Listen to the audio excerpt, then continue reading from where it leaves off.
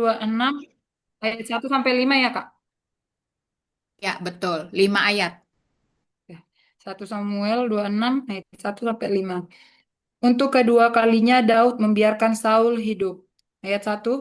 Datanglah orang Zif kepada Saul di Gibea serta berkata, Daud menyembunyikan diri di bukit Hakilah di padang belantaran. 2. Lalu berkemaslah Saul dan turun ke padang gurun Zif dengan 3.000 orang yang terpilih dari orang Israel untuk mencari Daud di padang gurun Zif. 3. Berkemahlah Saul di bukit Hakilah yang di tepi jalan di padang belantara. Sedang Daud tinggal di padang gurun ketika diketahui Daud bahwa Saul datang mengikuti dia ke padang gurun. 4. Disuruhnyalah pengintai-pengintai, maka diketahuinyalah bahwa Saul benar-benar datang. 5. Berkemaslah Daud, lalu sampai ke tempat Saul berkemah. Waktu Daud melihat tempat Saul berbaring dengan Abner bin Ner, panglima tentaranya, Saul berbaring di tengah-tengah perkemahan, sedang rakyat berkemah sekelilingnya. Amin. Nomor 6. Berbicaralah Daud kepada Ahimelek, orang Het itu, dan kepada Abisai, anak Jeruya, saudara Yoab. Katanya, siapa turun bersama-sama dengan aku kepada Saul ke tempat perkemahan itu? Jawab Abisai, aku turun bersama-sama dengan engkau. 7. Datanglah Daud dengan Abisai kepada rakyat itu pada waktu malam. Dan tampaklah di sana Saul berbaring tidur di tengah-tengah perkemahan dengan tombaknya terpancing di tanah pada sebelah kepalanya. Sedang Abiner dan rakyat itu berbaring sekelilingnya. Ayat 8. Lalu berkatalah Abisai kepada Daud, pada hari ini Elohim telah menyerahkan musuhmu ke dalam tanganmu. Oleh sebab itu, izinkanlah kiranya aku menancapkan dia ke tanah dengan tembak ini. Dengan satu tikaman saja, tidak usah dia kutancapkan 2 kali. Ayat 9. Tetapi kata Daud kepada Abisai, janganlah memusnahkan dia, sebab siapakah yang dapat menjamah orang yang diurapi Tuhan dan bebas dari hukuman. Ayat 10. Lagi kata Daud, demi Tuhan yang hidup, niscaya Tuhan akan membunuh dia untuk entah karena sampai ajalnya dan ia mati, entah karena ia pergi berperang dan hilang lenyap di sana. Amin. Ayat 11, kiranya Tuhan menjauhkan daripadaku untuk menjamu orang yang diurapi Tuhan. Ambillah sekarang tombak yang ada di sebelah kepalanya dan kendi itu, dan marilah kita pergi. 12, kemudian Daud mengambil tombak dan kendi itu dari sebelah kepala Saul, lalu mereka pergi. Tidak ada yang melihatnya, tidak ada yang mengetahuinya, tidak ada yang terbangun, sebab sekaliannya tidur karena Tuhan membuat mereka tidur nyenyak. 13. Setelah Daud sampai ke seberang, berdirilah ia jauh-jauh di puncak gunung, sehingga ada jarak yang besar antara mereka. 14. Dan berserulah Daud kepada tentara itu dan kepada Abner bin Ner, katanya, tidakkah engkau menjawab Abner? Maka jawab Abner, katanya, Siapakah engkau ini yang berseru-seru kepada raja? 15. Kemudian berkatalah Daud kepada Abner, apakah engkau ini bukan laki-laki? Siapa yang seperti engkau di antara orang Israel? Mengapa engkau tidak mengawal tuanmu raja? Sebab ada seorang dari rakyat yang datang untuk memusnahkan raja tuanmu itu. Amin. Mungkin firman Tuhan ayat 16, tidak baik hal yang kau berbuat itu. Demi Tuhan yang hidup, kamu ini harus mati karena kamu tidak mengawal Tuhanmu, orang yang diurapi Tuhan itu. Sekarang lihatlah di mana tombak raja dan kendi yang ada di sebelah kepalanya. 17. Saul mengenal suara Daud, lalu ia berkata, suaramukah itu anakku Daud? Jawab Daud, suaraku tuanku raja. 18. Lalu berkatalah, iya. Mengapa pula Tuanku mengejar hambanya ini? Apa yang telah kuperbuat? Apakah kejahatan yang melekat pada tanganku? 19. Oleh karena itu, kiranya Tuanku Raja mendengarkan perkataan hambanya ini. Jika Tuhan yang membujuk engkau melawan aku, maka biarlah ia mencium bau korban persembahan. Tetapi jika itu anak-anak manusia, terkutuklah mereka di hadapan Tuhan. karena mereka sekarang mengusir aku sehingga aku tidak mendapat bagian daripada milik Tuhan dengan berkata, pergilah beribadalah kepada Allah lain. 20, sebab itu janganlah kiranya darahku tertumpah ke tanah jauh dari hadapan Tuhan, sebab Raja Israel keluar untuk mencabut nyawaku, seperti orang memburu seekor ayam hutan di gunung-gunung. Amin. 21. Lalu berkatalah Saul, aku telah berbuat dosa, pulanglah anakku Daud, sebab aku tidak akan berbuat jahat lagi kepadamu. Karena nyawaku pada hari ini berharga di matamu. Sesungguhnya perbuatanku itu bodoh dan aku sesat sama sekali. 22. Tetapi Daud menjawab, inilah tombak itu, ya Tuanku Raja. Baiklah salah seorang dari orang-orangmu menyeberang untuk mengambilnya. Tuhan akan membalas kebenaran dan kesetiaan setiap orang. Sebab Tuhan menyerahkan engkau pada hari ini ke dalam tanganku. Tetapi aku tidak mau menjamah orang yang diurapi Tuhan. 24. Dan sesungguhnya seperti nyawamu pada hari ini berharga di mataku. Demikianlah hendaknya nyawaku berharga di mata Tuhan, dan hendaknya ia melepaskan aku dari segala kesusahan. 25. Lalu berkatalah Saul kepada Daud, diberkatilah kiranya engkau anakku Daud, apa jua pun yang kau perbuat pastilah engkau sanggup melakukannya. Lalu pergilah Daud meneruskan perjalanannya, dan pulanglah Saul ke tempatnya. Amin. Kamarina. 1 Samuel pasal 27. Di antara Daud di antara orang Filistin. Ayat 1, tetapi Daud berpikir dalam hatinya, bagaimanapun juga pada suatu hari aku akan binasa oleh tangan Saul. Jadi tidak ada yang lebih baik bagiku selain meluputkan diri dengan segera ke negeri orang Filistin. Maka tidak ada harapan bagi Saul untuk mencari aku lagi di seluruh daerah Israel, dan aku akan terluput dari tangannya. 2. Bersiaplah Daud, lalu berjalan ke sana, ia dan ke 600 orang yang bersama-sama dengan dia, itu kepada Ahis bin Mau, raja kota Gad. 3. Daud dan semua orangnya menetap pada Ais di Gad, masing-masing dengan rumah tangganya. Daud dengan kedua orang istrinya, yakni Ahinoam, perempuan Yizreel, dan Abigail, bekas istri Nabal, perempuan Karmel. 4. Setelah diberitahukan kepada Saul bahwa Daud telah melarikan diri ke Gad, ia tidak lagi mencarinya. 5. Berkatalah Daud kepada Akis, jika kiranya aku mendapat belas kasihanmu, biarlah diberikan kepadaku tempat di salah satu kota di tanah datar, supaya aku tinggal di sana. Mengapa hambamu ini tinggal padamu di kota kerajaan ini? Amin. 6. Maka pada hari itu Akis memberikan Siklag kepadanya. Itulah sebabnya Siklag menjadi kepunyaan raja-raja Yehuda sampai sekarang. 7. Dan lamanya Daud tinggal di daerah orang Filistin adalah 1 tahun 4 bulan. 8. Maka Daud dan orang-orangnya bergerak maju dan menyerbu orang Gesur, orang Girsi, dan orang Amalek. Sebab orang-orang inilah penduduk negeri itu yang membentang dari Telam ke arah Syur sampai tanah Mesir. 9.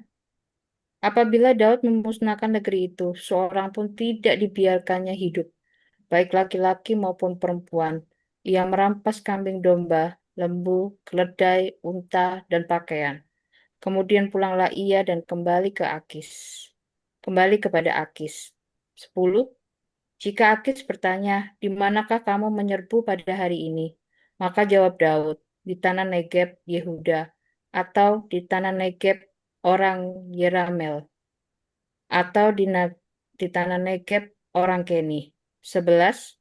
Daud tidak membiarkan hidup seorang pun, baik laki-laki maupun perempuan, untuk dibawa ke Gad. Sebab pikirnya, jangan-jangan mereka mengabarkan tentang kami dengan berkata, "Beginilah dilakukan Daud, itulah kebiasaannya selama ia tinggal di daerah orang Filistin." 12. Tetapi Akis mempercayai Daud, sebab pikirnya, tentulah ia telah membuat diri dibenci di antara orang Israel. Bangsanya, ia akan menjadi hambaku sampai selamanya. Amin. 1 Samuel 12 ayat 2. Saul di Endor. Pada waktu itu orang Filistin mengerahkan tentaranya untuk perang melawan orang Israel. Lalu kata Akis kepada Daud, "Ketahuilah baik-baik bahwa kau beserta orang-orangmu harus maju perang bersama denganku dan kita." 2. Jawab Daud kepada Akis, "Baik, engkau akan tahu apa yang dapat diperbuat kami." Akis berkata kepada Daud, "Sebab itu aku mengangkat engkau menjadi pengawalku sendiri sampai sana." 3. Adapun Samuel sudah mati, seluruh orang Israel sudah meratapi dia, dan mereka telah menguburkan dia di kotanya. Dan Saul telah menyingkirkan dari dalam negeri para pemanggil arwah dan orang. Ayat 4. Orang Filistin berkumpul, lalu bergerak maju dan berkemah dekat Sunem. Saul mengumpulkan seluruh orang Israel, lalu mereka berkemah di Loa. 5. Ketika Saul melihat tentara Filistin itu, maka takutlah ia dan hatinya sangat gemetar. Amin. Bu Ayat, Suti, iya Bu. Ayat 6. Dan Saul bertanya kepada Tuhan, tetapi Tuhan tidak menjawab dia, baik dengan mimpi, baik dengan Urim, baik dengan perantaraan para nabi. 7. Allah berkata kepada Saul, lalu berkatalah Saul kepada para pegawainya, "Carilah bagiku seorang perempuan yang sanggup memanggil arwah, maka aku hendak pergi kepadanya dan meminta petunjuk kepadanya." Para pengawalnya menjawab dia, "Di Endor ada seorang perempuan yang sanggup memanggil arwah." 8. Lalu menyamarlah Saul, ia mengenakan pakaian lain dan pergilah ia dengan 2 orang. Ketika mereka pada waktu malam sampai kepada perempuan itu, berkatalah Saul, "Cobalah engkau menenung bagiku dengan perantaraan arwah dan panggillah supaya muncul kepadaku orang yang akan kusebut kepadamu." 9. Tetapi perempuan itu menjawabnya, "Tentu engkau mengetahui apa yang diperbuat Saul, bahwa ia telah melenyapkan dari dalam negeri para pemanggil arwah dan roh peramal.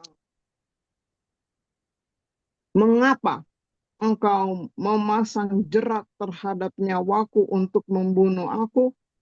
10. Lalu bersumpahlah Saul kepadanya demi Tuhan, katanya, "Demi Tuhan yang hidup, tidak akan ada kesalahan tertimpa kepadamu karena perkara itu." Amin.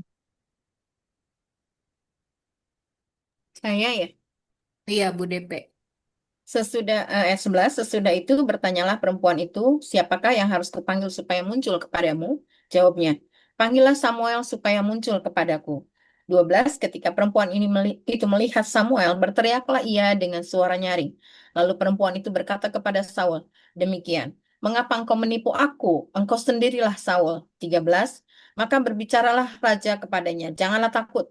Tetapi apakah yang kau lihat?" Perempuan itu menjawab Saul, "Aku melihat sesuatu yang ilahi muncul dari dalam bumi." 14. Kemudian bertanyalah ia kepada perempuan itu, "Bagaimanakah rupanya?" Jawabnya, "Ada seorang tua muncul berselubungkan jubah." Maka tahulah Saul bahwa itulah Samuel. Lalu berlututlah ia dengan mukanya sampai ke tanah dan sujud menyembah. 15. Sesudah itu berbicaralah Samuel kepada Saul, "Mengapa engkau mengganggu aku dan dengan memanggil aku muncul?" Kata Saul, "Aku sangat dalam keadaan terjepit. Orang Filistin berperang melawan aku dan Allah telah undur daripadaku. Ia tidak menjawab aku lagi, baik dengan perantaraan nabi maupun dengan mimpi. Sebab itu aku memanggil engkau supaya engkau memberitahukan kepadaku apa yang harus kuperbuat." Amin. Ayat 16, lalu berbicaralah Samuel, "Mengapa engkau bertanya kepadaku, padahal Tuhan telah undur daripadamu dan telah menjadi musuhmu? Tuhan telah melakukan kepadamu seperti yang difirmankannya dengan perantaraanku, yakni Tuhan telah mengoyakkan kerajaan dari tanganmu dan telah memberikannya kepada orang lain, kepada Daud." 18, karena engkau tidak mendengarkan suara Tuhan dan tidak melaksanakan murkanya yang bernyala-nyala itu atas Amalek, itulah sebabnya Tuhan melakukan hal itu kepadamu pada hari ini. 19, juga orang Israel bersama-sama dengan engkau akan diserahkan Tuhan ke dalam tangan orang Filistin. Dan besok engkau serta anak-anakmu sudah ada bersama-sama dengan Daku. Juga tentara Israel akan diserahkan Tuhan ke dalam tangan orang Filistin. Ayat 20, pada saat itu juga rebahlah Saul memanjang ke tanah sebab ia sangat ketakutan oleh karena perkataan Samuel itu. Juga tidak ada lagi kekuatannya karena sehari semalam itu ia tidak makan apa-apa. Amin. Ayat 21, perempuan itu mendekati Saul, lalu melihat bahwa Saul sangat terkejut. Kemudian berkatalah perempuan itu kepadanya, "Lihat, budakmu itu telah mendengarkan permintaanmu, dan aku telah mempertaruhkan nyawaku dan mendengarkan perkataan yang kau katakan kepadaku." 22, oleh sebab itu kiranya engkau pun mendengarkan permintaan budakmu ini. Izinkanlah aku menyajikan kepadamu sepotong roti, makanlah, supaya ada kekuatanmu apabila engkau berjalan pula. 23, tetapi Saul menolak dan berkata, "Aku tidak mau makan." Tetapi ketika para pegawainya serta perempuan itu juga mendesak, maka didengarkanlah permintaan mereka. Lalu bangkitlah ia dari tanah dan duduk di balai-balai. 24, perempuan itu mempunyai seekor anak lembu tambun di rumahnya, maka segeralah ia menyembelih itu. Ia mengambil tepung, diremasnya dan dibakarnya menjadi roti yang tidak beragi. 25, dihidangkannya lah semuanya itu depan Saul dan ke depan para pegawainya, lalu mereka makan. Kemudian bangkitlah mereka dan pergi pada malam itu juga. Amin. Amin. Neng Ika mau ikut baca di 2 Korintus 11 ayat 1 sampai 5. Neng Ika, atau saya dulu ya? Di unmute kalau mau ikut baca Neng Ika. Di apa, Bu? 2 Bentar. Korintus 11 ayat 1 sampai 5. 2 Korintus 11 ayat 1. Ya, udah, Bu. Saya dulu, Bu. Ya, silakan. 2 Korintus 11 ayat 1. Alangkah baiknya jika kamu sabar terhadap kebodohanku yang kecil itu. Memang kamu sabar terhadap aku. Ayat 2. Sebab aku cemburu kepada kamu dengan cemburu ilahi. Karena aku telah mempertunangkan kamu kepada laki-laki untuk membawa kamu sebagai perawan suci kepada Kristus. Ayat 3. Tetapi aku takut kalau pikiran kamu disesatkan dari kesetiaan kamu yang sejati kepada Kristus, sama seperti Hawa diberdayakan oleh ular itu dengan kelicikannya. Ayat 4, sebab kamu sabar saja jika ada seorang datang memberitakan Yesus yang lain daripada yang telah kami beritakan, atau memberikan kepada kamu roh yang lain daripada yang telah kamu terima, atau Injil yang lain daripada yang telah kamu terima. Ayat 5, tetapi menurut pendapatku, sedikit pun aku tidak kurang daripada rasul-rasul yang tak ada taranya itu. Amin. 6. Jikalau aku kurang paham dalam hal berkata-kata, tidaklah demikian dalam hal pengetahuan, sebab kami telah menyatakan kepada kamu pada segala waktu dan di dalam segala hal. Paulus tidak mementingkan diri. 7. Apakah aku berbuat salah jika aku merendahkan diri untuk meninggikan kamu, karena aku memberitakan Injil Allah kepada kamu dengan cuma-cuma? 8. Jemaat-jemaat lain telah kurampok dengan menerima tunjangan dari mereka, supaya aku dapat melayani kamu. 9. Dan ketika aku dalam kekurangan di tengah-tengah kamu, aku tidak menyusahkan seorang pun. Sebab apa yang kurang padaku dicukupkan oleh saudara-saudara yang datang dari Makedonia.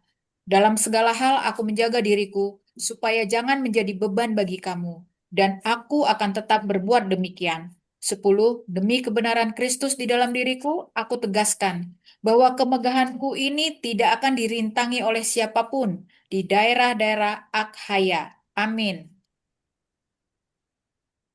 Ayat yang ke-11, mengapa tidak? Apakah karena aku tidak mengasihi kamu? Allah mengetahuinya. 12, tetapi apa yang kulakukan akan tetap kulakukan untuk mencegah mereka yang mencari kesempatan guna menyatakan bahwa mereka sama dengan kami dalam hal yang dapat dimegahkan. 13, sebab orang-orang itu adalah rasul-rasul palsu, pekerja-pekerja curang yang menyamar sebagai rasul-rasul Kristus. 14, hal itu tidak usah mengherankan, sebab iblis pun menyamar sebagai malaikat terang. 15, jadi bukanlah suatu hal yang ganjil jika pelayan-pelayannya menyamar sebagai pelayan-pelayan kebenaran. Kesudahan mereka akan setimpal dengan perbuatan mereka. Amin. Ayat 16, kuulangi lagi, jangan hendaknya ada orang yang menganggap aku bodoh. Dan jika kamu juga menganggap demikian, terimalah aku sebagai orang bodoh, supaya aku pun boleh bermegah sedikit. Ayat 17, apa yang aku katakan, aku mengatakannya bukan sebagai orang yang berkata menurut firman Tuhan, melainkan sebagai orang bodoh yang berkeyakinan bahwa ia boleh bermegah. Ayat 18, karena banyak orang yang bermegah secara duniawi, aku mau bermegah juga. Ayat 19, sebab kamu suka sabar terhadap orang bodoh, karena kamu begitu bijaksana. Ayat 20, karena kamu sabar jika orang memperhambakan kamu, jika orang menghisap kamu, jika orang menguasai kamu, jika orang berlaku angkuh terhadap kamu, jika orang menampar kamu. Amin. Ayat 21, dengan sangat malu aku harus mengakui bahwa dalam hal semacam itu kami terlalu lemah. Tetapi jika orang-orang lain berani membanggakan sesuatu, maka aku berkata dalam kebodohan, berani juga. 22, apakah mereka orang Ibrani? Aku juga orang Ibrani. Apakah mereka orang Israel? Aku juga orang Israel. Apakah mereka keturunan Abraham? Aku juga keturunan Abraham. 23, apakah mereka pelayan Kristus? Aku berkata seperti orang gila. Aku lebih lagi. Aku lebih banyak berjerih lelah, lebih sering di dalam penjara, di daerah di luar batas. Kerap kali dalam bahaya maut. 24, 5 kali aku disesah orang Yahudi. Setiap kali 40 kurang 1 pukulan. 25, 3 kali aku didera, 1 kali aku dilempari dengan batu, 3 kali mengalami kram kepala, sehari semalam aku terkatung-katung di tengah laut. Amin. Aku ya? Ya. 26, dalam perjalananku aku sering diancam bahaya banjir dan bahaya penyamun, bahaya dari pihak orang-orang Yahudi dan dari pihak orang-orang bukan Yahudi, bahaya di kota, bahaya di padang gurun, bahaya di tengah-tengah laut, dan bahaya dari pihak saudara-saudara palsu. 27, aku banyak berjerih lelah dan bekerja berat. Kerap kali aku tidak tidur, aku lapar dan dahaga. Kerap kali aku berpuasa, kedinginan dan tanpa pakaian. 28, dan dengan tidak menyebut banyak hal lain lagi, urusanku sehari-hari yaitu untuk memelihara semua jemaat-jemaat. 29, jika ada orang merasa lemah, tidakkah aku turut merasa lemah? Jika ada orang tersandung, tidakkah hatiku hancur oleh duka cita? 30, jika aku harus bermegah, maka aku akan bermegah atas kelemahanku. Amin. 31, Allah yaitu Bapa dari Yesus, Tuhan kita yang terpuji sampai selama-lamanya, tahu bahwa aku tidak berdusta. 32, di Damsyik wali negeri Raja Aretas menyuruh mengawal kota orang-orang Damsyik untuk menangkap aku. 33, tetapi dalam sebuah keranjang aku diturunkan dari sebuah tingkap keluar tembok kota, dan dengan demikian aku terluput dari tangannya. Amin. Pak Marina. 2 Korintus pasal 12. Paulus menerima penglihatan dan penyataan. Aku harus bermegah sekalipun memang hal itu tidak ada faedahnya. Namun demikian aku hendak memberitakan penglihatan-penglihatan dan penyataan-penyataan yang kuterima dari Tuhan. 2. Aku tahu tentang seorang Kristen 14 tahun yang lampau. Entah di dalam tubuh aku tidak tahu, entah di luar tubuh aku tidak tahu. Allah yang mengetahuinya. Orang itu tiba-tiba diangkat ke tingkat yang ketiga dari sorga. 3. Aku juga tahu tentang orang itu. Entah di dalam tubuh, entah di luar tubuh. Aku tidak tahu. Allah yang mengetahuinya. 4. Ia tiba-tiba diangkat ke Firdaus dan ia mendengar kata-kata yang tak terkatakan, yang tidak boleh diucapkan manusia. 5. Atas orang itu aku hendak bermegah, tetapi atas diriku sendiri aku tidak akan bermegah, selain atas kelemahan-kelemahanku. Amin. 6. Sebab sekiranya aku hendak bermegah juga, aku bukan orang bodoh lagi, karena aku mengatakan kebenaran. Tetapi aku menahan diriku supaya jangan ada orang yang memperhitungkan kepadaku lebih daripada yang mereka lihat padaku, atau yang mereka dengar daripadaku. 7.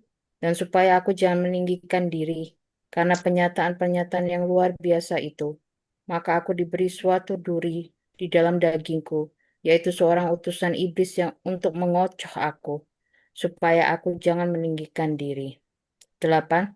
Tentang hal itu, aku sudah 3 kali berseru kepada Tuhan, supaya utusan iblis itu mundur daripadaku. 9. Tetapi jawab Tuhan kepadaku, cukuplah kasih karuniaku bagimu, sebab justru dalam kelemahanlah kuasaku menjadi sempurna.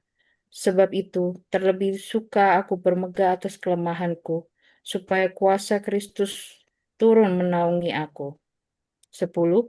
Karena itu aku senang dan rela di dalam kelemahan, di dalam siksaan, di dalam kesukaran, di dalam penganiayaan, dan kesesakan oleh karena Kristus. Sebab jika aku lemah, maka aku kuat. Amin. Ayat 16, kekhawatiran Paulus. Sungguh aku telah menjadi bodoh, tetapi kamu yang memaksa aku. Sebenarnya aku harus kamu puji, karena meskipun aku tidak berarti sedikit pun, namun di dalam segala hal aku tidak kalah terhadap rasul-rasul yang luar biasa itu. 12. Segala sesuatu yang membuktikan bahwa aku adalah seorang rasul telah dilakukan di tengah-tengah kamu dengan segala kesabaran oleh tanda-tanda, mujizat-mujizat, dan puasa-puasa. 13. Sebab dalam hal manakah kamu dibelakangkan dibandingkan dengan jemaat-jemaat lain selain daripada dalam hal ini, yaitu bahwa aku sendiri tidak menjadi suatu beban kepada kamu, maafkanlah ketidakadilanku ini. 14. Sesungguhnya sekarang sudah untuk ketiga kalinya aku siap untuk mengunjungi kamu, dan aku tidak akan merupakan suatu beban bagi kamu, sebab bukan hartamu yang kucari, melainkan kamu sendiri. Karena bukan anak-anak yang harus mengumpulkan harta untuk orang tuanya, melainkan orang tualah untuk anak-anaknya. 15. Karena itu aku suka mengorbankan milikku, bahkan mengorbankan diriku untuk kamu. Jadi jika aku sangat mengasihi kamu, masakan aku semakin kurang dikasihi? Amin.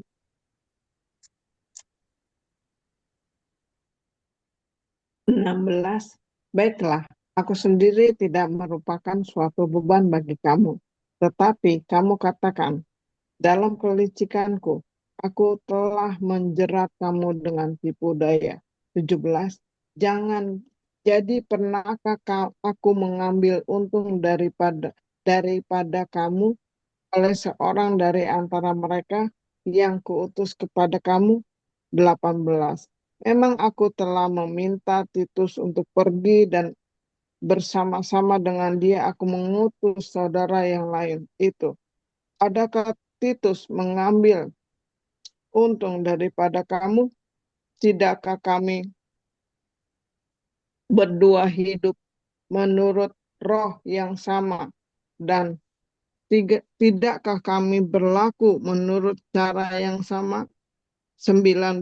Sudah lama agaknya kamu menyangka bahwa kami hendak membela diri di depan kamu, di hadapan Allah dan demi Kristus kami berkata, semua ini saudara-saudaraku yang kekasih terjadi untuk membangun iman kamu.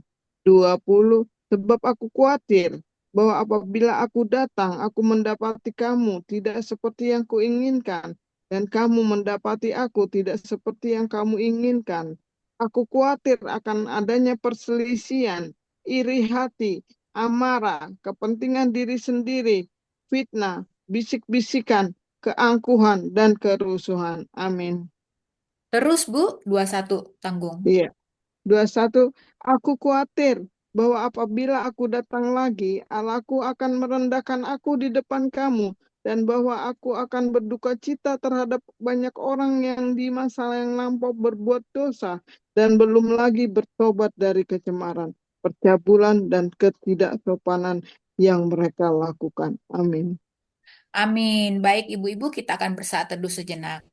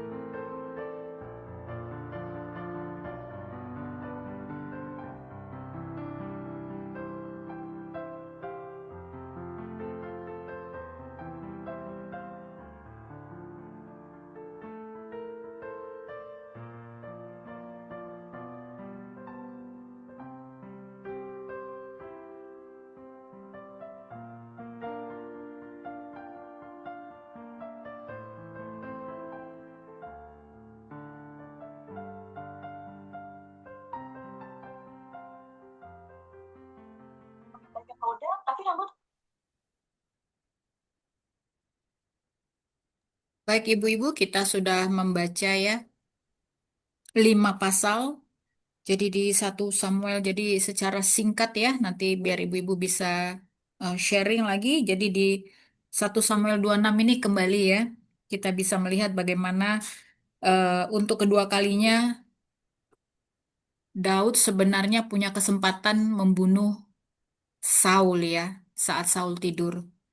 Tetapi Daud menolak karena Saul masih merupakan raja yang diurapi Tuhan ya. Lalu di ayat 27, pasal 27 maksud saya, di sini Daud itu berpikir dalam hatinya bagaimanapun juga pada suatu hari aku akan binasa oleh tangan Saul ya. Jadi masih takut ya, ketakutan yang dalam Daud. Nah, di sini menceritakan bagaimana Daud itu melarikan diri ke wilayah orang Filistin dan di sana dia tinggal bersama Raja Akis ya di Gat ya supaya dia tidak terus diburu oleh Saul. Lalu di pasal 28, nah ini di sini orang Filistin itu bersiap perang melawan Israel. Nah, ketika Saul melihat tentara Filistin itu, maka takutlah ia dan hatinya sangat gentar. Dan Saul bertanya kepada Tuhan, tetapi Tuhan tidak menjawab. Baik dalam mimpi, baik dalam urim, baik dengan perantaran para nabi. Nah, kemudian di dalam ketakutannya itu dia meminta bantuan seorang perempuan untuk memanggil arwah Samuel, ya. Nah, di sini Samuel menubuatkan bahwa Saul serta Israel akan kalah di dalam perang. Nah, di sini sudah kita lihat ya. Karena Tuhan tidak mendengarkan suara, karena engkau tidak mendengarkan suara Tuhan dan tidak melaksanakan murkanya yang bernyata-nyata itu atas Amlek, itulah sebabnya Tuhan melakukan hal ini kepadamu pada hari ini. Itu ya Tuhan murka sehingga Israel kalah dalam perang itu. Nah, lalu berikutnya di 2 Korintus 11 di 2 Korintus 11 di sini menceritakan Paulus membela pelayanannya dari guru-guru palsu ya, yang menceritakan bagaimana penderitaannya, penganiayaan yang dia terima dan kesulitan yang dia alaminya ketika dia memberitakan Injil. Lalu di 12, nah di sini Paulus Paulus menceritakan penglihatan rohani yang luar biasa ya, tetapi juga duri di dalam daging ini luar biasa Ibu-ibu. Duri dalam daging. Eh, 2 Korintus 12 ayat 7 dan supaya aku jangan meninggikan diri karena pernyataan-pernyataan yang luar biasa itu, maka aku diberi suatu duri di dalam dagingku, yaitu seorang utusan iblis yang mengocoh aku supaya aku jangan meninggikan diri. Ini luar biasa ya kata-kata duri dalam daging, sehingga membuat dia tetap rendah hati. Nah, Tuhan berkata bahwa kasih karunia-Nya cukup karena kuasa Tuhan menjadi sempurna di dalam kelemahan. Sebab jika aku lemah, maka aku kuat. Wow, luar biasa. Baik, ibu-ibu, silakan siapa yang mau sharing rema, kesaksian, ataupun ada satu pembelajaran yang didapat ketika kita membaca firman Tuhan. Silakan. Siapa yang mau duluan? Monggo. Silakan Bu Suti. Oh ya, silakan Bu Suti. Ya, terima kasih Bu Joli. Teman-teman, saya dapat satu Samuel itu yang pasal 28 tentang Saul yang diendor, yang ayat eh, sebentar ya. Itu yang waktu Saul ada di dalam rumah perempuan itu ya. Kan dia kan dikatakan di situ ayat 14, kemudian bertanyalah ia kepada perempuan itu, bagaimana rupanya? Jawabnya, ada seorang tua muncul berselubungkan jubah, maka tahulah Saul bahwa itulah Samuel. Lalu berlututlah ia dengan mukanya sampai ke tanah dan ia sujud menyembah. Kemudian dikatakan juga bahwa ayat 13, perempuan itu menjawab Saul, aku melihat sesuatu yang ilahi muncul dari dalam bumi. Saya mau katakan, apa itu yang muncul dari dalam bumi? Tadi Tuhan langsung kasih tahu, ini ayatnya untuk kamu gitu. Itu kan Samuelnya kan sudah meninggal ya. Apa sih yang muncul dari dalam bumi itu? Saya pernah mendapatkan suatu seperti rema ya. Tuhan bilang, apa sih yang keluar dari bumi itu? Itu kan bukan berasal dari Tuhan. Terus saya juga bertanya, apakah benar itu Samuel yang datang? Samuel kan sudah meninggal. Apakah benar Samuel itu bisa dipanggil dengan seenaknya saja, bahkan perantaraannya bukan yang menyembah Tuhan. Itu kan dukun. Petenung itu kan dukun. Kalau zaman kita sekarang ya. Dan apakah emang benar, saya katakan, itu kan Saul kan udah sangat-sangat pusing kan. Udah bingung, saya mau kemana ini? Tuhan sudah tidak ada di pihak saya, doanya tidak didengar, tidak dijawab, sama sekali dia bingung. Jadi dia mencari yang lain, mencari yang bukan Allah. Sudah di hadapan Tuhan tuh dia udah Tuhan tolak ya, karena tidak taat kan. Pada saat sedang menunggu Samuel, dia tidak tunggu Samuel, tapi dia langsung mengadakan upacara kayak persembahan gitu kan. Ini di yang ayat sebelumnya. Yang di sini yang saya katakan adalah, itu siapa? Benar nggak itu Samuel? Bukan, kalau saya bilang itu bukan. Samuelnya itu udah meninggal. Apa yang keluar dari dalam bumi itu apa? Pernah nggak kita berpikir? Tadi saat kita saling membaca, itu langsung Tuhan kasih tahu, itu apa yang keluar dari bumi, kata Tuhan. Tuhan kasih itu. Siapa yang keluar dari bumi itu? Dia sudah berhubungan dengan kuasa kegelapan yang notabene itu mungkin kuasa kegelapan itu tahu siapa Samuel. Karena kan kita tahu iblis itu kan selalu berkeliling. Mungkin saja itu yang sudah ada di Saul, kita nggak tahu. Tapi itu patut dipertanyakan. Benarkah itu Samuel? Saya ulang lagi. Karena dia bilangnya keluar dari dalam bumi. Dan di situ juga dikatakan Samuel berbicara. Benarkah itu Samuel? Itu saya katakan. Dia mengatakan, apa engkau mengganggu aku dengan memanggil aku muncul? Kalau kata saya itu mah bukan Samuel. Kalau ada ibu-ibu yang lebih tahu lagi, tolong nanti kasih tahu saya, jelaskan kepada saya.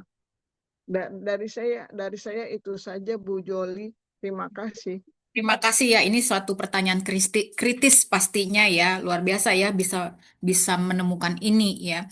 Jadi memang ada banyak penafsiran ya bahwa eh, kalau di kata kita itu kan kayak roh penipu ya. Hati-hati loh dengan malaikat menyamar gitu ya. Padahal itu sebenarnya adalah si iblis itu ya. Nah, ini ada tafsiran seperti itu, tapi saya juga seperti sependapat dengan Bu Suti ya bahwa itu adalah roh penipu karena kita sendiri di Alkitab itu juga kan melarang sebenarnya praktek pemanggilan arwah gitu ya. Nah, jadi kalau saya melihat juga ini adalah bagian daripada Saul yang sudah mulai jauh dari Tuhan dengan mencari jawaban lewat jalan yang salah ya yaitu melakukan pemanggilan arwah gitu ya. Ini nanti mungkin ada ibu-ibu lain mungkin yang bisa ngasih pendapat lain ya mungkin atau sepakat bahwa ini roh penipu ya, roh penipu yang masuk ke dalam si perempuan ini gitu ya. Oke, baik, terima kasih Bu Suti. Nanti mungkin Bu Dede bisa memberi pencerahan. Silakan yang lain. eh Mungkin ada yang mau sharing rema juga atau kesaksian, monggo. Tadi Bu Neng ini saya mau sharing tapi ada oh ya oke Neng. Silakan yang lain adakah? Ibu Rahayu mungkin, Kamarina atau Dewi, Bu Herlina. Herlina kan ini juga biasanya kritis nih, mungkin mau kasih pendapat mengenai itu tadi ya, pertanyaan mengenai sesuatu yang keluar, sesuatu yang ilahi keluar dari bumi. Aku melihat sesuatu yang ilahi muncul dari dalam bumi ya. Kalau dilihat kan di sini perempuan, seorang tua muncul berselubungkan jubah ya. Nah itu dilihat itu Samuel. Memang ada yang beberapa orang itu percaya bahwa itu benar-benar Samuel gitu ya, untuk diizinkan Tuhan untuk muncul. Tetapi di sisi lain, yaitu itu adalah roh penipu yang muncul ya. Silakan, ada yang ibu-ibu mungkin mau sharing Rema, monggo. Bu Rahayu atau Ida, Bu Marina,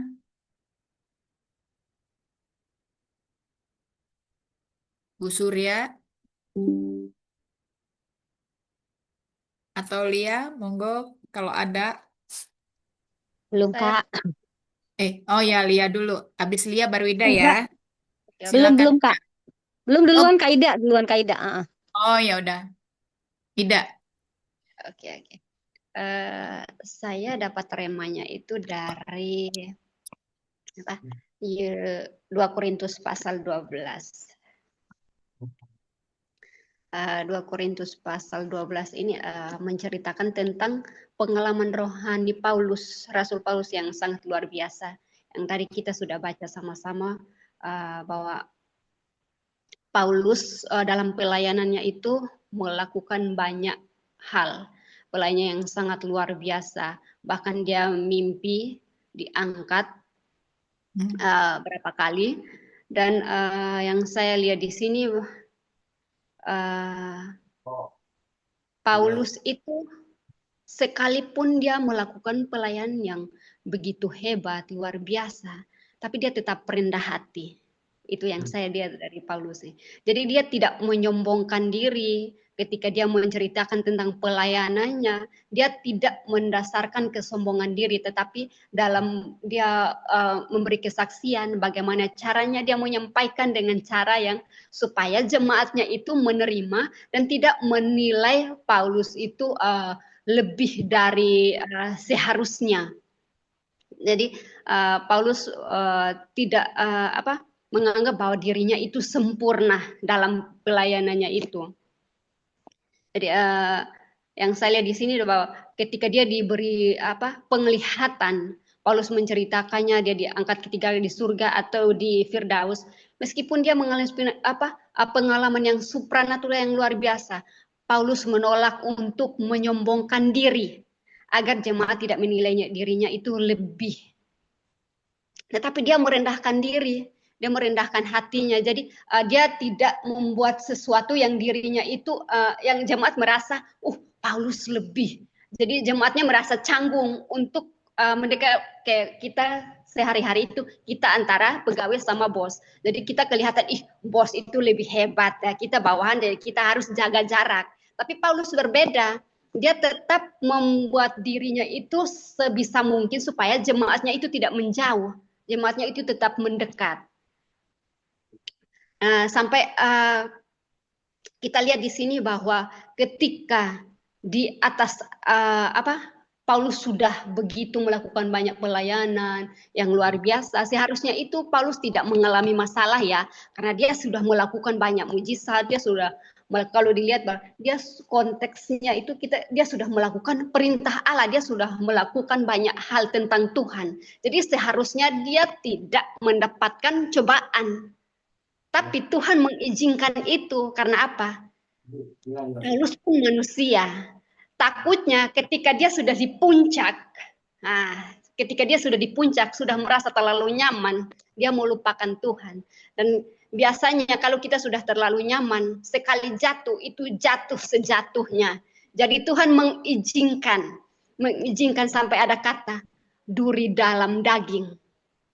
Duri dalam daging. Jadi Tuhan mengizinkan itu bukan maksud untuk membuat Paulus itu merasa Paulus itu pelayanan Paulus itu tidak berarti, bukan. Atau bilang nanti jemaat lihat, dia banyak pelayanan, tapi lihat itu penderitaannya banyak sekali. Tapi tidak, justru di saat Paulus melakukan banyak hal untuk Tuhan, Tuhan tetap mengcover dengan cara apa? Tuhan tetap membuat Paulus supaya tidak terlalu melambung tinggi, karena kalau sudah terlalu tinggi bisa lupa diri. Jadi Tuhan mengizinkan iblis untuk mengocohnya itu dengan apa? Berbagai macam masalah. Mungkin kalau dalam kehidupan kita sehari-hari, mungkin penyakit kronis, masalah keuangan, masalah keluarga, masalah pekerjaan, sehingga kita tidak tergantung dengan pencapaian kita, tapi kita bergantung kepada Tuhan. Jadi apa? Sampai Tuhan Paulus berdoa untuk Tuhan supaya Tuhan mencabut duri di dalam dagingnya. Tapi Tuhan bilang cukup kasih karuniaku bagimu. Maksudnya apa? Supaya di dalam kelemahannya Paulus tetap bersuka cita. Tidak menganggap bahwa itu sebuah penderitaan yang harus dibiarkan berlarut-larut. Tapi Paulus tetap bersuka cita. Dia tetap bersuka cita bahwa di tengah masalah yang dia alami, Tuhan tidak meninggalkannya. Justru di balik semua itu yang Tuhan mengizinkan, itu yang membuat iman Paulus semakin hari semakin diteguhkan. Jadi saya lihat di sini bahwa Paulus tetap rendah hati dalam masalah apapun, dan dia tidak menciptakan perbedaan antara dia dan jemaat. Jadi yang saya lihat di sini bahwa pelayanan Paulus itu tetap berjalan dan akhirnya jemaat bisa menerima Paulus karena Paulus benar-benar melakukannya dengan kerendahan hatinya Paulus, dan Paulus taat kepada Tuhan. Itu aja sih dari saya, Kak Jolie. Terima kasih luar biasa ya, Ida ya, mengenai ini duri dalam daging dan pelayanan ya. Memang ketika kita dekat sama Tuhan bukan berarti serta-merta kita itu langsung 100% kayak malaikat hidupnya ya. Malah sebaliknya, semakin dekat semakin banyak duri dalam dagingnya itu ya. Itu kan bisa terjadi misalnya kayak penderitaan fisik kita ya. Kita terus bergumul, tetapi jangan karena penderitaan fisik itu kemudian kita menyerah, kemudian kita menentang Tuhan, ya seperti itu. Lalu juga bisa jadi semakin banyak intimidasi, ya intimidasi, gangguan-gangguan yang mungkin tidak suka dengan kita, yang bisik-bisik tetangga, gitu ya, gosip dan segala macam itu terjadi, ya. Termasuk juga misalnya pergumulan pribadi, pasti ada sesuatu yang menyakitkan hati kita, gitu ya. Tetapi justru di dalam duri dalam daging itulah, itu ya, kita semakin dibentuk, semakin terlihat, gitu ya. Nah, saya melihat bahwa di sini si Paulus ini memiliki duri dalam daging yang kemudian membuatnya yang membuatnya menderita. Ya, kita kan kalau ada pergumulan-pergumulan pasti kita menderita ya. Tetapi di dalam penderitaannya itu dia tetap rendah hati gitu ya, tetap rendah hati ketika memang tadi seperti Ida bilang, Paulus itu kan mendapat penglihatan sampai ke tingkat ketiga, istilahnya dia udah luar biasa gitu ya dipakai Tuhan ya. Jadi tidak ada kesombongan rohani situ. Jadi saya membuat satu pernyataan bahwa kerendahan hati itu lebih penting daripada kebanggaan rohani ya. Semakin Paulus ini rendah hati sekali saya lihat ya waktu kita baca tadi seperti kata Eda tadi. Dia itu nggak mau kelihatan hebat di mata jemaatnya karena ya gitu, semakin kelihatan hebat, semakin dia kelihatan ngomongnya mungkin agak kita yang jemaat ini jadi aduh agak gimana gitu loh. Tetapi dia terus rendah hati, rendah hati. Ternyata apa? Di dalam kerendah hatiannya itulah Tuhan mengangkat dia gitu ya. Sebab jika aku lemah maka aku kuat, dan luar biasa sekali. Terima kasih ya Bu Ida ya. Terima kasih Ida dengan penguatan-penguatannya tadi. Ibu-ibu mari kita sama-sama rendah hati ketika Tuhan memberi kita semua ini talenta-talenta dalam bentuk yang berbeda. Ya, kita tidak bisa satu orang mempunyai banyak talenta, tapi Tuhan sudah memberi kita dengan talenta-talenta yang berbeda. Nah, dengan talenta yang sudah Tuhan berikan itu, tetap jaga kerendahan hati kita dan jangan itu tadi ya, hati-hati dengan kesombongan rohani. Kita tiru si Paulus di dalam keluar biasaannya yang saya lihat diberikan Tuhan, tetapi dia semakin merunduk seperti pagi, rendah hati. Ya, terima kasih Bu Ida. Silakan yang lain, Bu Rahayu. Salam, Bu. Oke. Siapa? Oh ya Bu, Kak Lia. Bu ya, silakan Bu Rahayu, baru Neng Ika, baru Bu Lia, baru Neng Ika. Ayo silakan Bu Rahayu. Oke, makasih. Yang saya dapat di 1 Samuel 28 ayat 15 itu ya, itu sangat ngeri sekali ya. Roh Tuhan undur dari Saul. Sehingga Saul mengandalkan manusia yaitu Samuel. Di ayat 15, sesudah itu berbicaralah Samuel kepada Saul, "Mengapa engkau mengganggu aku dengan memanggil aku muncul?" Kata Saul, "Aku sangat dalam keadaan terjepit. Orang Filistin berperang melawan aku dan Allah telah undur daripadaku. Ia tidak menjawab aku lagi, baik dengan perantaraan nabi maupun dengan mimpi. Sebab itu aku memanggil engkau, supaya engkau memberitahukan kepadaku apa yang harus kuperbuat." Ya, 15 ke bawah itu di mana Saul itu ngeri sekali.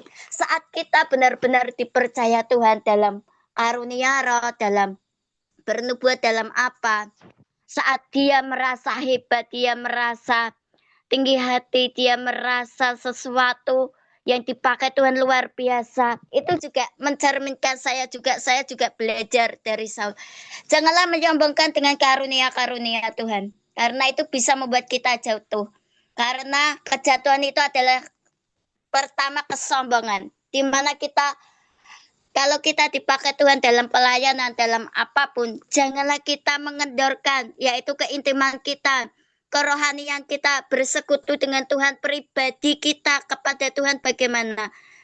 Saat roh Tuhan hingga pada kita, janganlah kita mengabaikan. Ya, pelayanan penting. Tetapi kalau pelayanan tidak disertai dengan perkenanan, pengurapan Tuhan, maaf, saya juga belajar dari saya berbicara seperti ini. Saya meminta pengurapan perkenanan Tuhan supaya setiap apa yang saya perkatakan, biarlah roh Tuhan yang berbicara. Seperti saat terjepit, Saul takut saat terjepit. Begitu pula dengan kita, saat kita terjepit dalam keadaan apapun. Bagaimana respon kita? Respon Saul adalah memanggil Samuel. Karena roh Tuhan undur dari Saul. Roh Tuhan tidak mau berbicara melalui mimpi, melalui nabi. Hanya Samuel yang dipercaya, hanya Samuel yang dipakai Tuhan. Begitu pula dengan hidup kita. Saat roh Tuhan tinggal dalam hidup kita, ayolah, saya juga belajar, ibu-ibu semua, kita mengutamakan, kita mengalami sesuatu, harus mengutamakan Tuhan, keintiman, terutama keintiman kepribadian kita, face to face kita kepada Tuhan bagaimana. Ya, pelayanan penting, tetapi saat pelayanan itu menanjak, bagaimana respon hati kita. Apakah kita minta sanjungan? Pasti disanjung manusia, pujian pasti disanjung pujian. Tetapi bagaimana respon kita? Apakah kita meninggi atau kita merendahkan orang-orang di sekitar kita saat roh mereka belum naik, roh mereka belum ada apa-apanya? Janganlah kita belajar bersama-sama. Roh itu saling bersaut-sautan. Apalagi saat kita dijumpakan dengan orang-orang yang benar-benar dalam pengurapan. Karena Samuel ini dalam pengurapan Tuhan sampai Saul memanggil Samuel, tidak memanggil Tuhan.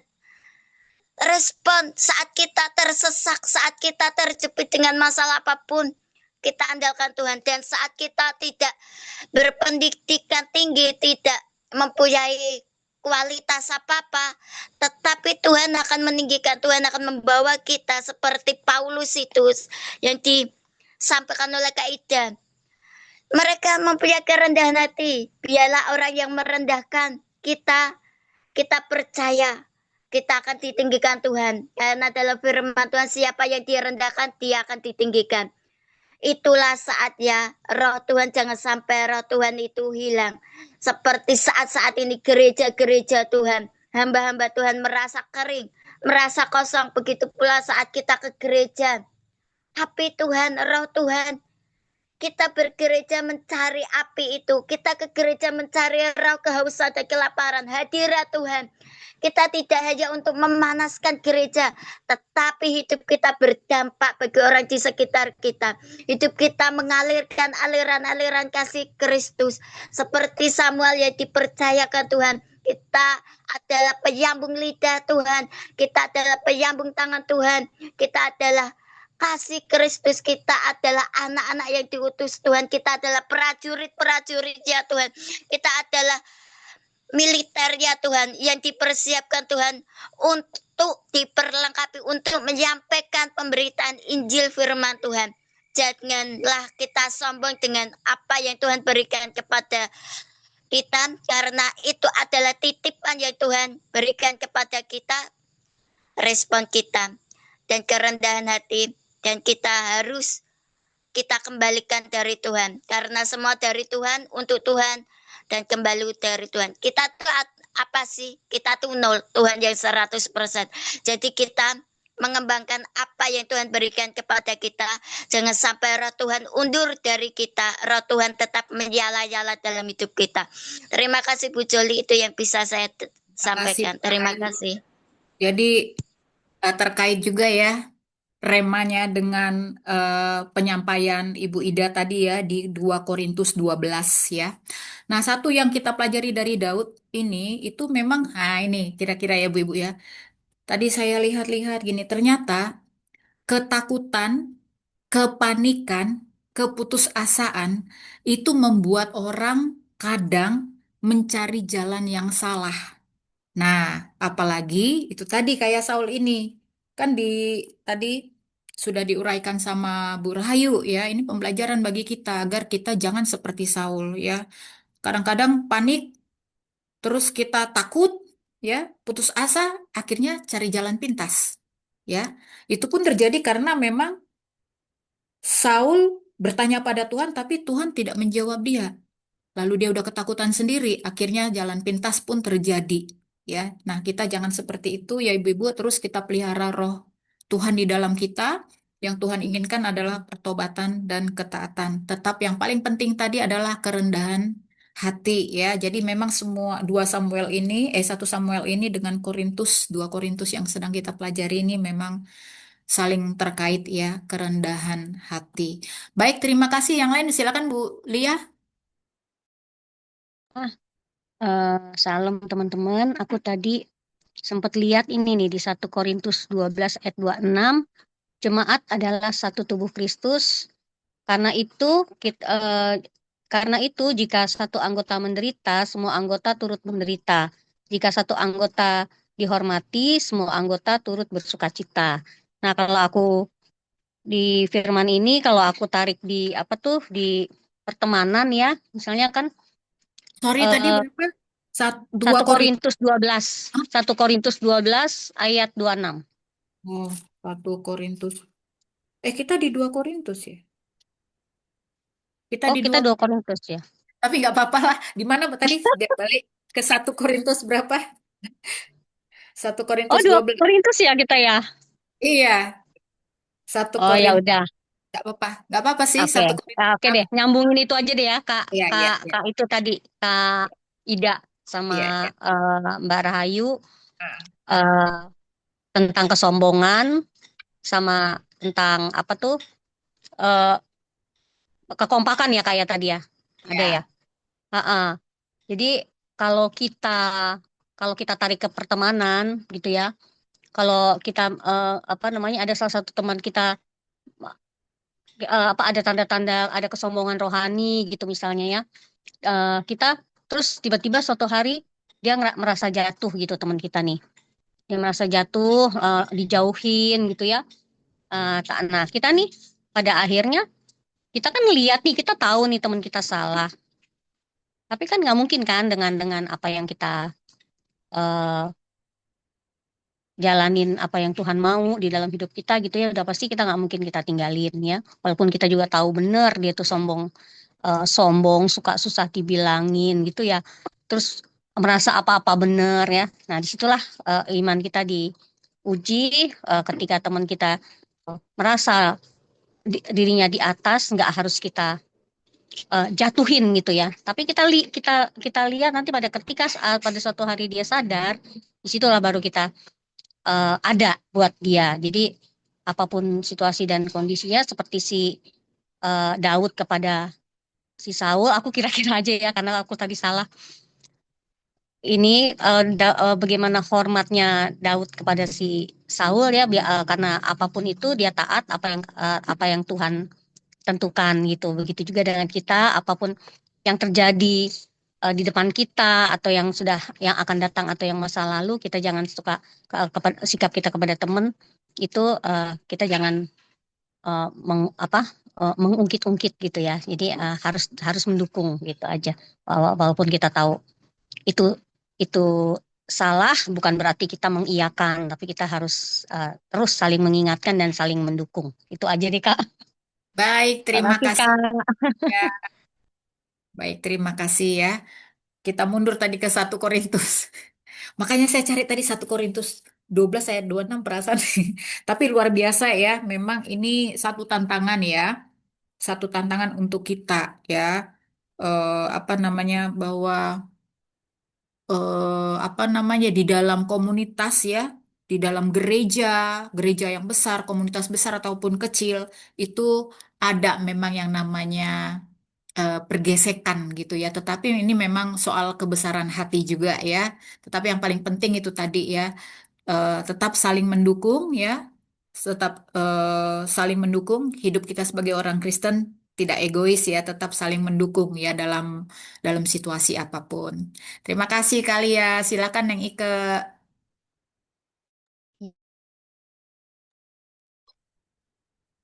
Hmm, bentar Bu. Kalau saya sendiri dari 2 Korintus 12 ayat 9 ya. Cukuplah kasih karuniamu karuniaku bagimu. Sebab justru dalam kelemahanlah kuasaku menjadi sempurna ya. Salam ibu-ibu semua. Dari bacaan 1 Samuel 26 sampai 28 dan 2 Korintus 11 ayat 12. Yang paling menguatkan saya adalah di 2 Korintus 12 ayat 9 tadi ya. Dalam kehidupan sehari-hari kita sering merasa lelah, tidak kuat, atau menghadapi situasi yang tidak adil seperti Daud yang tidak membalas Saul dan Paulus yang banyak mengalami tekanan. Firman Tuhan mengingatkan bahwa kita tidak harus selalu kuat dengan kekuatan sendiri. Justru saat kita lemah, Tuhan yang menopang dan memberi kekuatan. Jadi hari ini saya belajar tetap sabar, dan tetap bersandar pada kasih karunia Tuhan dalam setiap keadaan ya. Itu yang saya rasakan dari pergumulan saya ya. Mungkin Bu Joli yang tahu ya tentang pergumulan saya bersama suami gitu ya. Tapi baru saja tadi pagi terjadi lagi. Tapi melalui firman Tuhan tadi saya diingatkan, janganlah pembalasan adalah hakku. Maka dari itu, sebagai anak Tuhan, saya tetap memberikan apa yang terbaik yang bisa saya lakukan. Saya percaya suatu saat saya akan menjadi terang dan berkemenangan di dalam keluarga suami. Itu yang harus saya bisa menerapkannya. Saya tadi sharing juga siang sama anak tentang masalah dalam keluarga kami ya. Anak pun harus tahu gitu dari anak saya sendiri. Terus dia kasihan juga ya Mah ya. Iya makanya itu Mama nggak mau. Tapi biarlah Tuhan yang memberikan jalan terbaik. Saya tinggal percaya bahwa kebenaran ada di pihak kita yang memberikan kebenaran. Mungkin itu aja sih dari sharing dari saya. Terima kasih. Wah, terima kasih Neng Ike. Terus kuat ya. Yakinlah bahwa dalam masa lemah atau sulit ya, tangan Tuhan tidak kurang cukup panjang gitu ya untuk tetap menolong Neng Ike ya. Nah, satu lagi Neng Ike, bahwa di dalam kelemahan kita lah dan ketika kita merasa lemah, ketika kita letih, kita merasa Tuhan aku tidak mampu.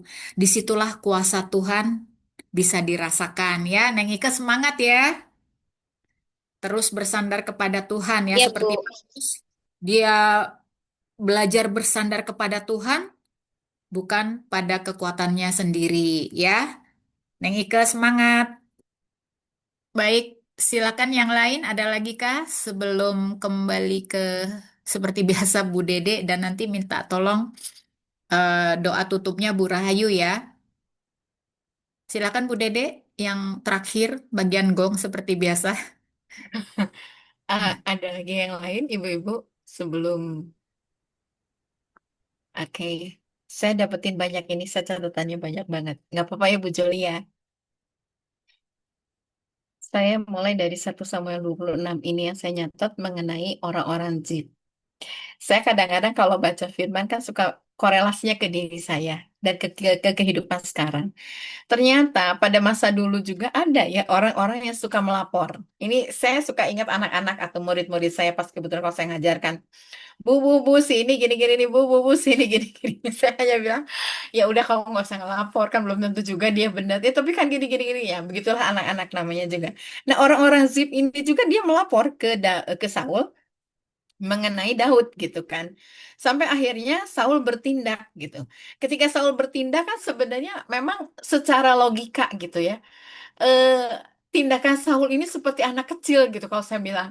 Kenapa dia bawa 3.000 pasukan yang luar biasa, padahal sebenarnya yang dihadapi nama dia tuh Daud dengan 400 orang gitu. Bahkan ya kalau nama dia jadi 600 orang itu pun bukan orang-orang yang militan.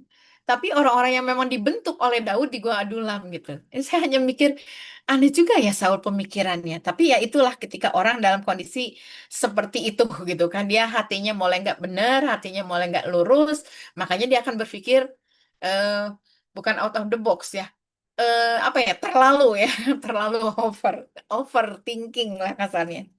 Tapi di sini dikatakan Abisai mengikut Daud, dia nggak memperhitungkan nyawanya. Waktu Daud tahu kan ada Saul di satu gua lagi istirahat bersama dengan para pasukannya yang banyak itu dan ada satu namanya Abner. Abner ini adalah salah satu pahlawan yang hebat. Dia itu bisa berlari cepat dan dia bisa menancapkan tombaknya dengan super cepat gitu. Itu kekuatan Abner. Nah, terus akhirnya Daud hanya ngomong ini siapa yang mau ikut dengan saya untuk maju ke depan. Udah tahu di depan ada musuh gitu kan. Tapi ada satu nama yang luar biasa dan dia ngikut gitu. Itu namanya Abisai. Saya mau ikut gitu kan. Ketika dia datang, mereka hanya berdua gitu. Terus Abisai ngomong gini, udah Tuhan, udah sekarang waktunya tinggal nancepin. Saya mah si abisnya ngomong sekali nancep aja udah pasti mati gitu, nggak usah berkali-kali lah tombaknya tancapin sekali pasti mati. Tapi Daud dengan lempengnya dia ngomong gini, nggak usah, nggak boleh, dia adalah orang yang diurapi Tuhan, nggak usah, jadi nggak usah diapa-apain. Tapi luar biasanya Daud dia ambil tempat minumnya Saul sama tombaknya Saul, itu kan kekuatannya Saul gitu kan, terus dia lari. Kebayang ya ini kayak persis gitu murid-murid saya di di sekolah kayak gitu gitu kan dikejar-kejar-kejar lari terus akhirnya dia teriak Abner Abner coba lihat Tuhanmu dan sebagainya. Jadi hal yang luar biasa itu ini kadang-kadang terjadi di kehidupan kita. Hanya kita tidak tahu dan kita menyingkapinya oh ini mah karena perseteruan antara Saul dan Daud. Tapi kenyataan dalam hidup kita tuh kadang-kadang kita tuh seperti mereka gitu. Cuma yang luar biasanya kita harus lihat ada orang-orang yang memang berpihak ke Daud, ada orang-orang yang sepertinya melindungi Saul, tapi dia sendiri akhirnya lalai gitu mengerjakan tugasnya. Nah, kita ada di sisi mana nih? Terus karena keberanian Daud inilah akhirnya ketika dia teriak dan Abner dengar, Saul juga dengar gitu. Bahkan akhirnya Daud malah diberkati oleh Saul dengan ngomong begini di ayat yang di pasal 26 ya. Saya buka dulu. 1 Samuel 26. Ini luar biasa. Kadang-kadang saya suka ketawa sendiri baca ini. Lalu berkatalah Saul kepada Daud, "Diberkatilah kiranya engkau anakku Daud, apa jua pun yang kau perbuat, pastilah engkau sanggup melakukannya." Lalu pergilah Daud meneruskan perjalanannya dan pulanglah Saul ke tempatnya. Bodor kan? Sebenarnya Saul itu kan mau mau ngebunuh Daud, tapi begitu ini malah memberkati. Ini sesuatu yang apa ya? Saya bilang ini kalau dibilang misletnya di mana gitu. Jadi inilah satu satu satu hal dari sisi manusia ya. Dan ini di pasal 27 gitu. Daud itu udah pusing, kalau bahasa saya tuh bohwat ya. Udah nggak ngerti lagi harus gimana, dia diburu habis-habisan, dijadikan buronan habis-habisan, nggak berhenti-berhenti. Ya udahlah, saya mau mati, mati aja gitu kan. Akhirnya dia mendatangi tempat di mana musuh itu bercokol. Dia masuk ke kota Gad. Gad itu kan adalah tempat orang-orang Filistin. Dia nyantai aja gitu masuk gitu ke situ. Dan bahkan ketika dia tinggal di situ, dia malah minta kota yang ada di Gad. Dan akhirnya ini saya hanya mikir gini, Tuhan sampai sebegitunya ya rekonstruksinya, bukan rekonstruksi apa ya, skenarionya Tuhan gitu untuk Daud. Dikasihlah itu apa sih namanya Ziklag ya. Ziklag untuk apa namanya tempat tinggalnya Daud dan para pengikutnya. Saya hanya mikir begini, sampai sebegitunya Tuhan memeliharakan manusia yang dicintainya, yang dikasihinya. Jadi ketika kita mungkin diperkenan Tuhan, ketika kita dikasihi Tuhan, kita datang atau kita ada di tempat orang-orang yang sepertinya tidak memungkinkan, tapi kita tetap diberkati. Dan yang luar biasa di sini saya ngelihat bagaimana akal-akalannya Daud. Kamu dari mana? Ditanyakan sama Akis. Akis itu raja loh. Oh, saya habis dari sini. Sampai saya bilang, ini tuh nggak salah Tuhan. Orang yang seperti ini tuh nggak salah. Dia ngomong dengan berbagai macam gaya, taktik supaya dia tetap ada dalam perlindungannya Akis di kota Filistin. Padahal sebenarnya yang dia istilahnya kejar atau yang ini, tetap orang-orang Filistin juga gitu. Saya hanya melihat ada strategi yang memang benar. Tapi di tempat yang tidak benar, ya Tuhan izinkan itu terjadi. Makanya kalau dibilang Daud itu bukan orang yang suci ya. Daud itu juga manusia biasa. Nah, kembali lagi di pasal 20. Kalau tadi di pasal 27 keterpurukannya Daud sampai akhirnya dia melakukan berbagai macam cara, di pasal 28 malahan kebalikannya dari Daud. Saul melakukan berbagai macam cara. Kalau yang tadi Bu Suti bilang, itu tuh bukannya roh Samuel, betul. Tapi memang ada kontroversi, ada dua kubu yang mengatakan itu benar roh Samuel, ada yang mengatakan itu bukan roh Samuel. Tapi sebenarnya ketika orang-orang kudus meninggal, kan sebenarnya tempatnya itu, kita lihat ya di dalam kisah Abraham dan Lazarus ya. Yang Abrahamnya itu ada di tempat yang benar-benar tersiksa, dia nggak bisa minum. Suruh Lazarus menyucukkan air, aku haus. Berarti kan ada jurang pemisah. Dan nggak mungkin tanpa otoritas Tuhan atau tanpa misalnya perkenanan Tuhan memanggil orang-orang itu. Kan Abraham yang waktu itu, sorry kok Abraham. Pokoknya orang kaya, sorry. Orang kaya waktu itu ngomong, suruh Lazarus ke keluarga saya. Jadi Abraham sama ngomong ini, udah banyak orang-orang yang memberitakan kebenaran, tapi kok mereka nggak percaya. Jadi dengan kata lain, berkaca dari ayat ini, sebenarnya itu memang bukan roh Samuel, karena kan ditanya sama Saul, seperti apa rupanya? Berarti kan sebenarnya Saul nggak lihat gitu kan, seperti apa rupanya? Seperti ini. Bagaimana? Tua atau muda? Tua. Terus penampakannya gimana? Jadi sebenarnya Saul nggak lihat gitu. Yang lihat itu dan yang mengatakan itu adalah si penenung penenung ini atau si ahli nujum ini.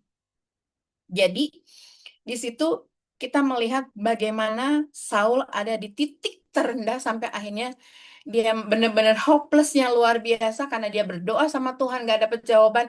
Dia gunakan berbagai macam cara gak dapat jawaban juga dan akhirnya dia pakai petenung. Kebayang ya? Orang yang tadinya diurapi Tuhan luar biasa, diawali dengan roh, diakhiri dengan daging.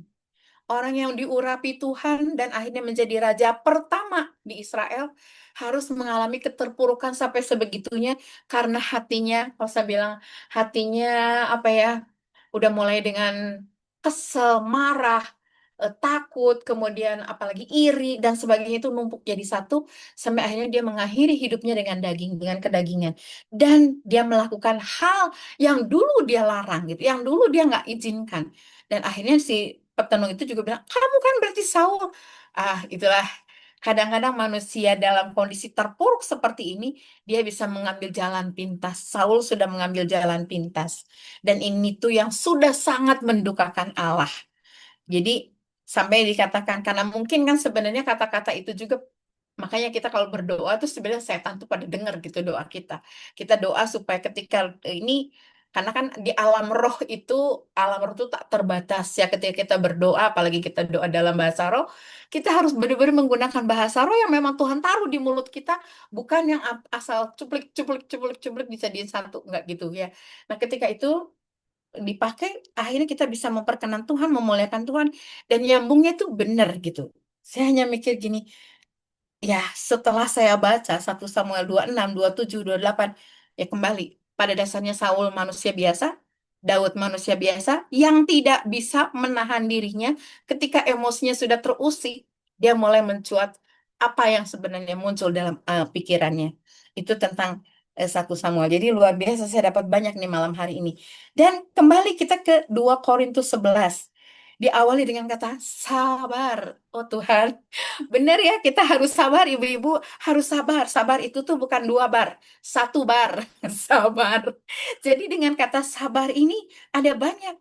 Sebenarnya Paulus sedang menceritakan dirinya gitu kan, dia ngomong ada orang Kristen ya, hanya di sini loh Paulus ngomong ada orang Kristen yang sudah pernah nyampe ke Firdaus, dan tentang itu sebenarnya saya bisa berbangga. Tapi sebenarnya saya baca di terjemahan sehari-hari, sebentar saya minum dulu ya.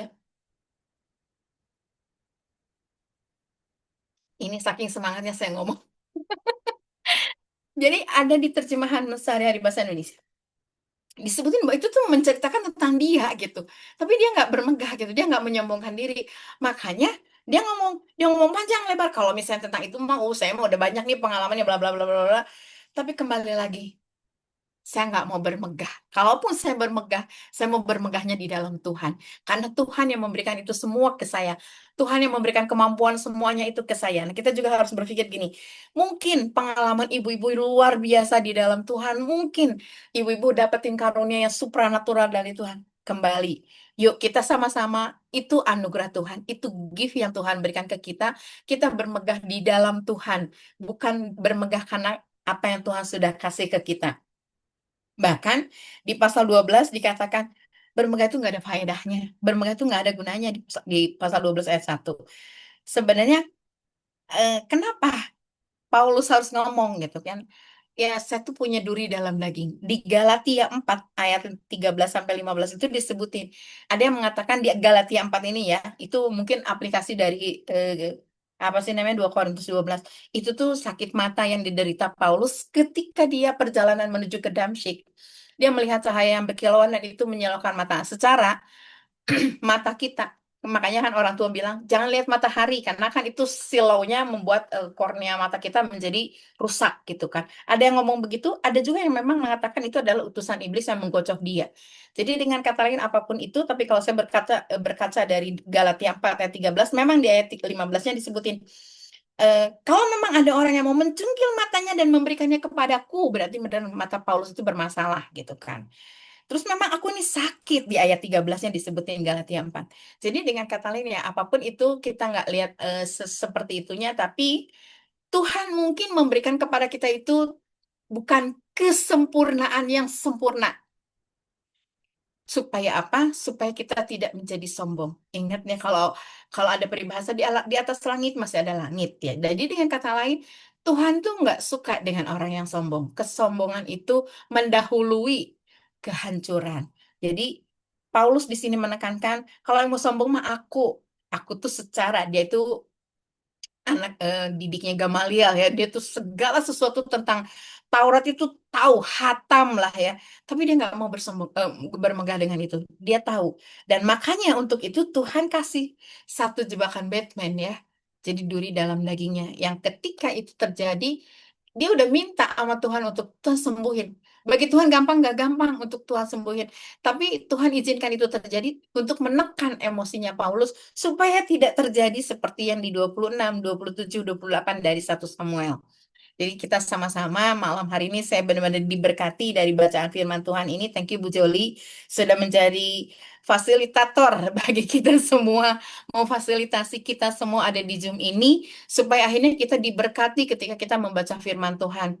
Ketika kita membaca firman Tuhan sama seperti kita mengunyah makanan dan kita mengunyahnya menjadi satu makanan yang lembut, menjadi makanan yang menyehatkan tubuh rohani kita. Jadi intinya kembali, manusia pada dasarnya punya keterbatasan. Salah satu di antaranya adalah emosi. Ini terjadi pada Daud, ini terjadi pada Saul.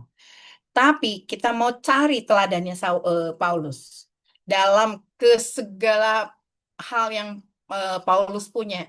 Dia memilih untuk merendahkan hati, humility. Dan ketika dia memilih untuk merendahkan hati, Tuhan kasih satu hal yang membuat dia akhirnya dia nggak sombong lagi.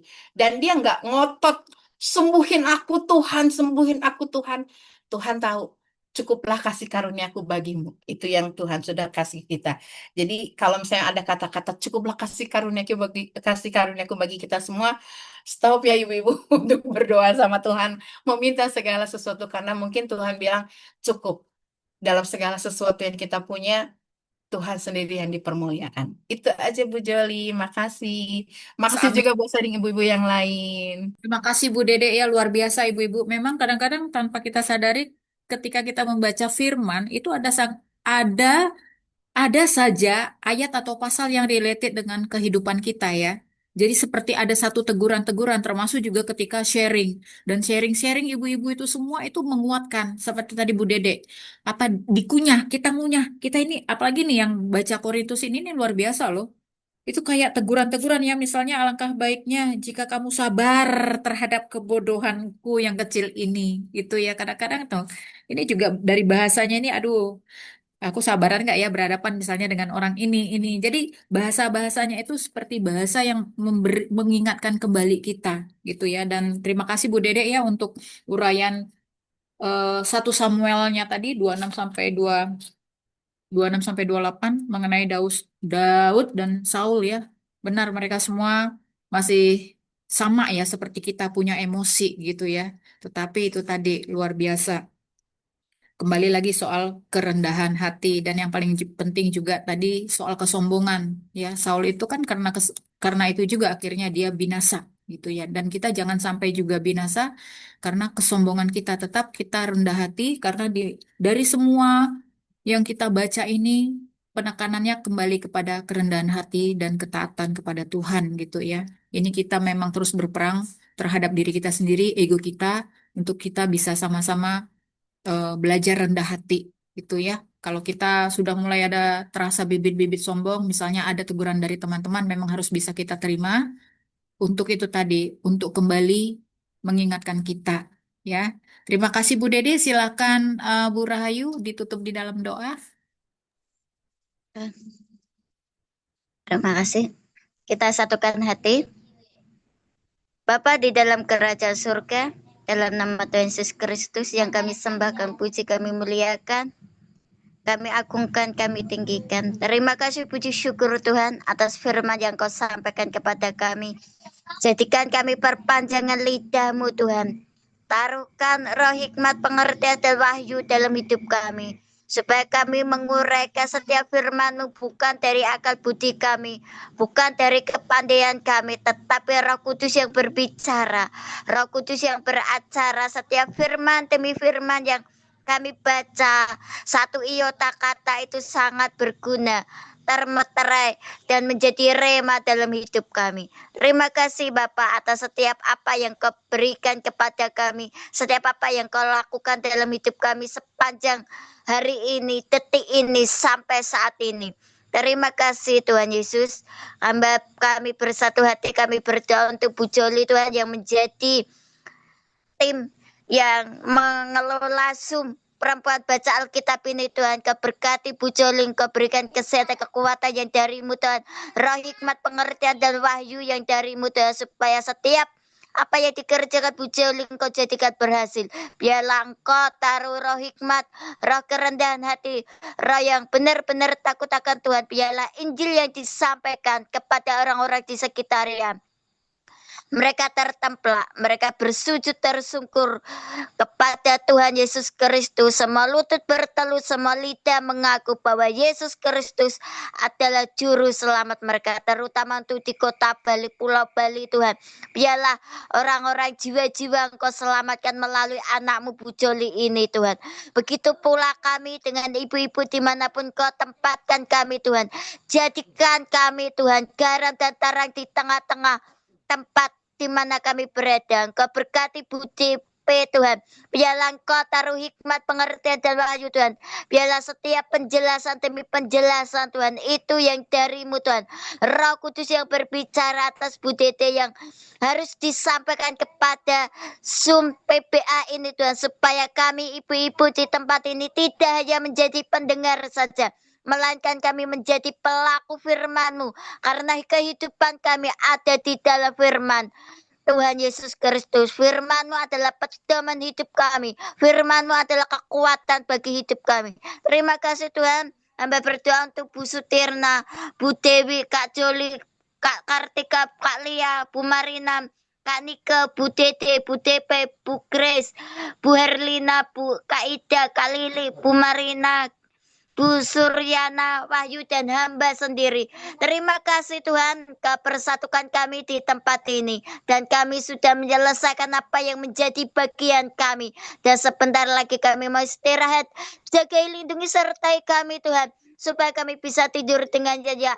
Engkau bawa kami ke alam mimpi-Mu. Berbicaralah dalam hidup kami saat kami beristirahat Tuhan. Supaya kami bisa bangun dengan badan yang sehat, badan yang kuat. Dan kami bisa menyaksikan cinta kasih-Mu kepada kami. Selama kami beristirahat. Terima kasih Tuhan. Berbicaralah Tuhan, tidak hanya di sini, tidak berhenti di sini saja, melainkan dan seterusnya Engkau tetap berbicara. Roh Kudus tetap tinggal dalam hidup kami, di mana 10 hari ini Tuhan kami memperingati pencurahan Roh Kudus. Biarlah Roh Kudus itu mencurah hidup kami. Roh Kudus itu tetap berkobar atas hidup kami. Roh Kudus itu yang mengubah setiap kehidupan kami, bukan diri kami sendiri, tetapi Roh Kudus adalah penolong, penghibur, dan pengasih dalam hidup kami. Terima kasih Tuhan. Kami serahkan semua ke dalam tangan kuasa-Mu.